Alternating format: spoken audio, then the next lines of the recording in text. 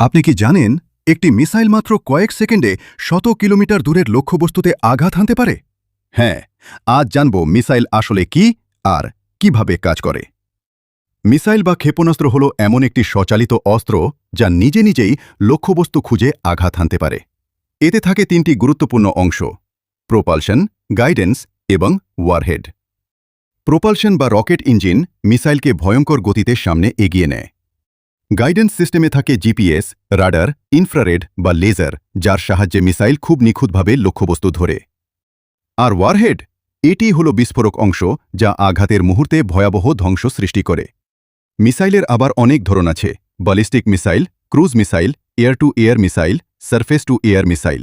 প্রতিটির কাজ আলাদা, শক্তিও আলাদা। সংক্ষেপে বললে, গতির দানব, নির্ভুলতার মাস্টার এবং আধুনিক যুদ্ধের সবচেয়ে শক্তিশালী অস্ত্র হল মিসাইল। এমন আরও তথ্য জানতে চাইলে ভিডিওটি লাইক, শেয়ার আর সাবস্ক্রাইব করুন। দেখা হবে পরের ভিডিওতে।